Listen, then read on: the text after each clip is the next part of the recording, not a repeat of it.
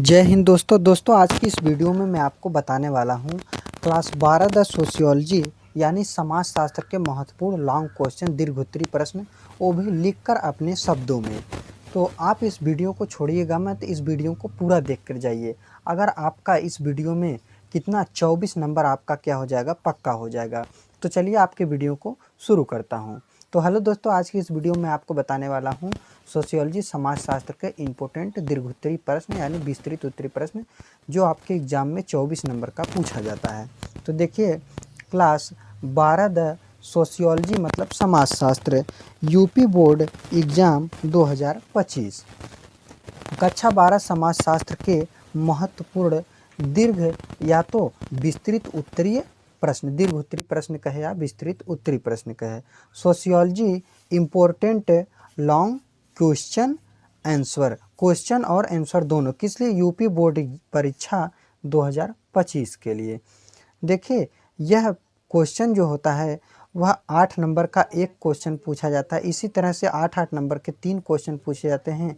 8 + 8 = 8 त्रिक 24 नंबर आपका पक्का हो जाएगा। और यह प्रश्न 27 नंबर, 28 नंबर, 29 नंबर, 3 प्रश्न पर, प्रश्न नंबर 27, प्रश्न नंबर 28, प्रश्न नंबर 29 पर यह प्रश्न पूछा जाएगा। तो देखिए, प्रश्न 27, 28, 29 नंबर पर पूछा जाएगा। तो इसको कितना आपको 150 शब्दों में लिखना पड़ेगा। अगर आप हमारे चैनल पर नए हैं तो चैनल को सब्सक्राइब जरूर कर दें। हम आपको इतना बताएंगे कि सोशियोलॉजी समाजशास्त्र में आप 100 में 100 नंबर पूरा लाएंगे। आपका 95% यानी 95% प्लस रिजल्ट बनेगा। और यह क्वेश्चन नंबर देखिए 1 है। कितना है? क्वेश्चन नंबर 1 है यह। इसके बाद क्वेश्चन नंबर 2, 3, इसी तरह से जो भी लॉन्ग क्वेश्चन, विस्तृत उत्तरी क्वेश्चन इम्पोर्टेंट रहेंगे, मैं सभी क्वेश्चन को करा दूंगा। तो चलिए आपके क्वेश्चन को बताया जाता है। ये रहा आपका प्रश्न, प्रश्न नंबर 1 रहेगा। क्या लिखा है?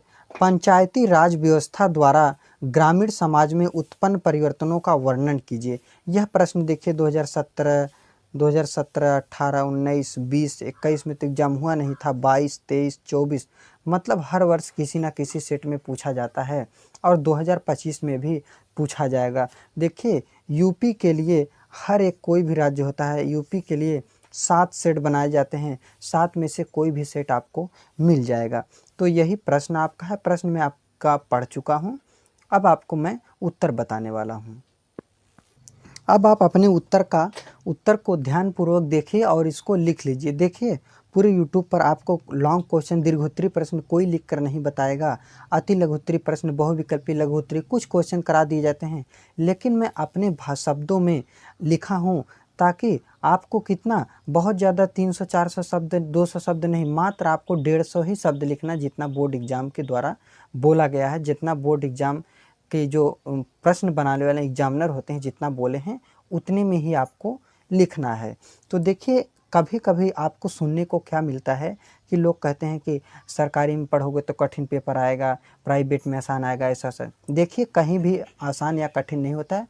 सब पेपर एक ही जैसे बने होते हैं। किसी भी सेट में, मतलब कोई भी सेट किसी भी कॉलेज, किसी भी स्कूल में वह चला जाता है। तो किसी का मत सुनिए। आप अगर पढ़े हैं, मेहनत से पढ़ लिख कर जा रहे हैं और अपने एग्ज़ाम की तैयारी किए हैं और आपको कॉन्फिडेंस है कि मैं इतना नंबर ला सकता हूँ, मैं इतने नंबर से पास हो सकता हूँ, मैं टॉप कर सकता हूँ, तो आपको पूरे विश्व की कोई भी ऐसी शक्ति नहीं दुनिया में जो आपको रोक ले। केवल खुद के ऊपर विश्वास होना चाहिए कि मुझे ये करना है।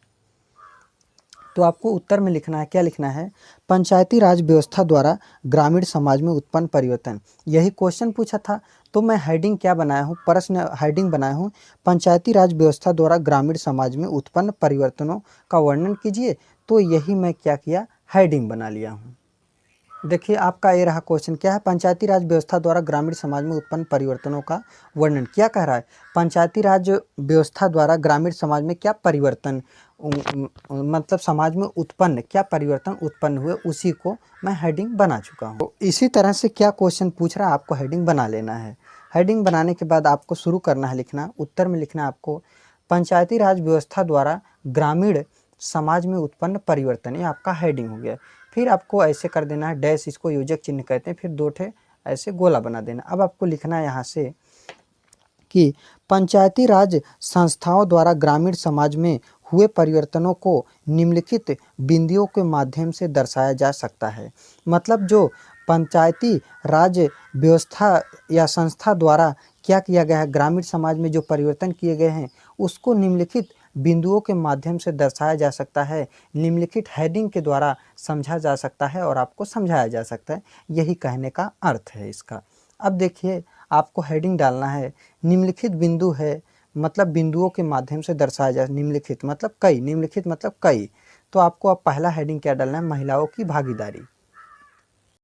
आप इसका स्क्रीनशॉट ले लीजिए या वीडियो को रोककर लिख लीजिए। क्या है पहला हेडिंग, महिलाओं की भागीदारी। इसमें आपको लिखना है पंचायती राज व्यवस्था में महिलाओं को 33% आरक्षण प्रदान किया गया है।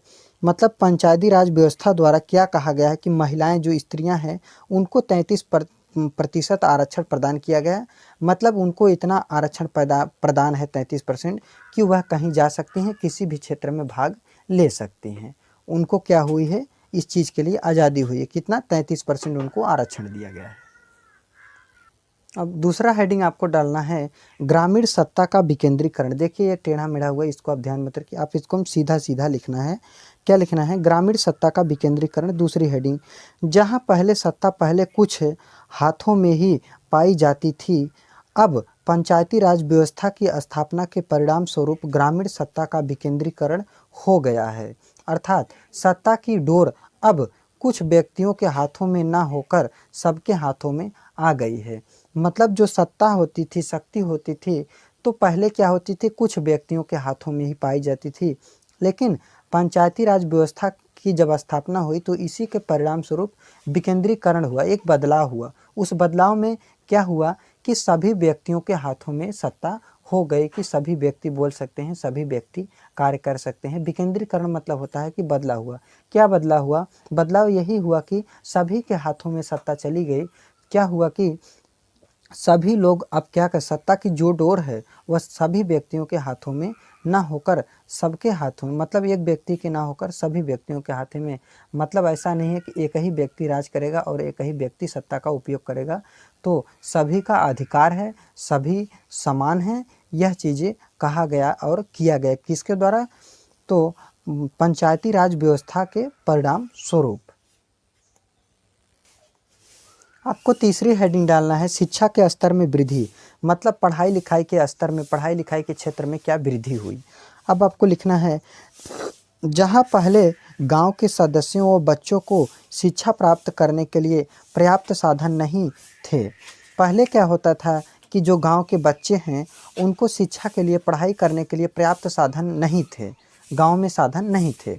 अब पंचायती राज व्यवस्था के कारण वयस्क यानी जो बड़े हो गए हैं, वयस्क सदस्यों के लिए प्रौढ़, वयस्क मतलब जैसे कोई जवान क्या है, जैसे कोई महिला हो गए, पुरुष हो गए, तो प्रौढ़ कार्यक्रम व बालकों व बालिकाओं के लिए विद्यालयों की स्थापना की गई और नज़दीक में विद्यालय की स्थापना की गई ताकि वहां पर जाकर सभी बच्चे क्या कर सकें, बच्चे और बच्चियां क्या कर सकें, अपनी पढ़ाई को कर सकें। अब वयस्क मतलब जो बड़े हो चुके हैं, तो बड़े हो चुके हैं तो उनको प्रौढ़ शिक्षा दिया जाएगा। प्रौढ़ शिक्षा क्या होता है, जैसे मान लीजिए किसी के घर में कोई, जैसे मान लीजिए दारू पीता है, किसी तरह का नशा करता है, तो प्रौढ़ शिक्षा एक ऐसा नियम बनाया गया था जिसमें महिलाओं और पुरुषों को इन सभी चीज़ों से ऐसा नहीं करना चाहिए। वह शिक्षा दिया जाता था कि यह गलत है, ऐसा आपको नशीले चीज़ों पर नहीं करना चाहिए और आपको गलत चीज़ों को नहीं करना चाहिए। उसमें प्रौढ़ शिक्षा एक तरह की शिक्षा दी जाती थी। किसको, जैसे माँ बाप जो होते हैं उनको, जो बड़े हो गए हैं उनको क्या होता था, उनको यही शिक्षा दिया जाता था, यही सिखाया जाता था कि आप ऐसा मत करिए। तो पंचायती राज व्यवस्था के द्वारा शिक्षा में सुधार हुआ, गांव में स्कूल खुले, पहले नहीं था लेकिन अब हो गया। उसके बाद प्रौढ़ शिक्षा भी आया और बालक बालिकाओं, लड़के और लड़कियां क्या कर सकें, अपने नज़दीक में ही विद्यालय में जाकर पढ़ सकें, उनके लिए विद्यालय की स्थापना की गई। यह कहा गया किसके अंतर्गत, शिक्षा के स्तर में वृद्धि, और किसके द्वारा हुआ, तो पंचायती राज व्यवस्था के द्वारा हुआ। अब आपको हेडिंग नंबर 4 डालना है, लिखना है लोकतांत्रिक प्रणाली को बढ़ावा। लोकतांत्रिक मतलब जो वोट देना होता है तो वही लोकतंत्र हमारा होता है। लोकतंत्र मतलब हम क्या हैं कि स्वतंत्र हैं, हम कोई भी कार्य कर सकते हैं, हमको कोई रोक नहीं सकता। यही हम भारत का क्या है कि लोकतंत्र है। तो लोकतांत्रिक प्रणाली को बढ़ावा, लोकतंत्र में क्या बढ़ावा मिला, तो इस व्यवस्था से लोगों में, इस व्यवस्था मतलब पंचायती राज व्यवस्था से लोगों में लोकतंत्र के गुणों का समावेश होते हुए परिवर्तन को देखा गया।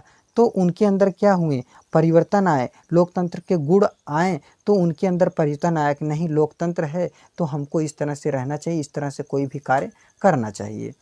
इससे ग्रामीण समाज में न्याय व समानता की भावना को बल मिला। इससे क्या हुआ, न्याय, कोई आपके साथ गलत कर रहा है तो आप जाकर क्या कर सकते हैं, पुलिस थाने दरोगा कहीं भी आप जाकर अपने सुना सकते हैं। और मान लीजिए स्कूल में ही आपके साथ कोई गलत कर रहा है, कोई बोल रहा है, तो आप अपने टीचर को कह सकते हैं, प्रिंसिपल को कह सकते हैं। तो मतलब आपको इतना है कि आपके साथ कोई गलत करेगा तो आप अपनी मर्जी हाई कोर्ट, सुप्रीम कोर्ट कहीं तक आप लेकर जा सकते हैं। समानता, समानता मतलब सभी व्यक्ति, क्या पहले क्या होता था कि काला गोरा कहा जाता था, किसी भी जातियों का नाम ले जाता था, ये नीच जाति का है, वो जाति का, ये जाति का है। तो इन सभी चीज़ों को बल मिला और इसको क्या किया गया, रोका गया। तो समानता की भावना को भी बल मिला। किसके अंतर्गत, लोकतंत्र प्रणाली को बढ़ावा जब दिया गया, किसके द्वारा, तो पंचायती राज व्यवस्था के द्वारा। तो पांचवा हेडिंग आपका, चौथा हेडिंग आपका कंप्लीट हो गया। अब आपको पांचवा हेडिंग डालना है स्वच्छता। क्या स्वच्छता है, स्वच्छता मतलब साफ सफाई। पांचवा टॉपिक आपको डालना है, मतलब पांचवा हेडिंग आपको क्या डालना है, स्वच्छता। क्या था, लोकतांत्रिक प्रणाली को बढ़ावा। उसके बाद क्या है, पांचवा पॉइंट आपको डालना है स्वच्छता। स्वच्छता मतलब साफ सफाई, आप जानते हैं। तो पंचायती राज व्यवस्था ने ग्रामीण क्षेत्रों में स्वच्छता संबंधित अनेक अभियानों का संचालन किया है। जो पंचायती राज व्यवस्था है वह क्या किया है, तो कि स्वच्छता से संबंधित अनेक अभियान, मतलब स्वच्छता से संबंधित है, स्वच्छता से संबंधित मतलब साफ सफाई से संबंधित कई अभियान, मतलब कई नियम कानून को क्या किया है, लागू किया है, संचालन किया है। ठीक, जिसके कारण अब गांव के लोगों में पाई जाने वाली बीमारियां भी कम हुई है। जब सब साफ सफाई होगा, स्वच्छता होगा, तो गांव में जो बीमारियां होती हैं तो वह कम होगी। लेकिन यदि साफ सफाई नहीं होगा तो वह बीमारियां जो होती हैं वह बीमारियां कम नहीं होगी। देखिए, उम्मीद करता हूं कि आपको जो भी टॉपिक मैं बता रहा हूं प्रत्येक टॉपिक समझ में आ रहा है और समझा कर। तो अगर आपको वीडियो पसंद आ रहा है तो वीडियो को सब्सक्राइब, चैनल को मेरे सब्सक्राइब किए बिना मत जाइएगा। आपको हेडिंग नंबर 6 डालना है। 6 क्या है, कृषि विकास कार्यक्रम को बढ़ावा। कृषि मतलब खेती को बढ़ावा, सीधा सीधा बात है। कार्यक्रम मतलब एक तरह से नियम कानून, कृषि के विकास कार्यक्रम जो नियम कानून है, जिस तरह से कृषि को उगाना है, आगे बढ़ाना है, तो उसको क्या करना है, उसको विकास, उसमें विकास मतलब उसको आगे बढ़ाना, किसको, कृषि को। तो लिखना है आपको, हेडिंग डाल देना है छठवां, कृषि विकास कार्यक्रम को बढ़ावा। लिखना है, पंचायती राज व्यवस्था से ग्रामीण क्षेत्रों में कृषि में काफ़ी वृद्धि दृष्टिगोचर हुई है। मतलब जो पंचायती राज व्यवस्था है इसके द्वारा ग्रामीण क्षेत्रों, मतलब होता है कि गांव के क्षेत्रों में काफ़ी ज़्यादा वृद्धि दृष्टिगोचर हुई है, मतलब बहुत सारी वृद्धि हुई हैं। बहुत लोगों ने क्या किया है, कृषि को करना जाना है, किस तरह से हमको खाद डालना है, किस तरह से हमको बीज डालना है, किस तरह से ले आना है, तो सभी चीज़ों के बारे में वृद्धि क्या हुई है, आई है। किससे, पंचायती राज व्यवस्था के द्वारा। कृषि में नवीन तकनीकी, कृषि में नवीन तकनीकी मतलब होता है कि जो तकनीकी है, जो क्या है, जो अब जैसे इलेक्ट्रॉनिक चीज़ें हो गई एक तरह से, उन सभी तकनीकों, जैसे मान लीजिए तकनीक में उपकरण, जैसे मान लीजिए उपकरण आ रहा है, हल जोतने वाला आ रहा है, वह नए बीज आ रहे हैं। बीज के कारण खेत में काफ़ी पैदावार हुई है, और बीज बढ़िया रहेगा तो अच्छा रहेगा, तो खेत में पैदावार क्या होगी, खेत में फसल ज़्यादा होगा। इससे किसानों को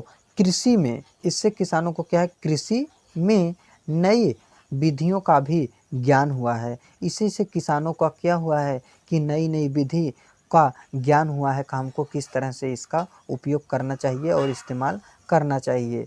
तो उनको क्या हुआ, कृषि के बारे में काफ़ी ज़्यादा ज्ञान हुआ, नॉलेज आया, जानकारी हुआ।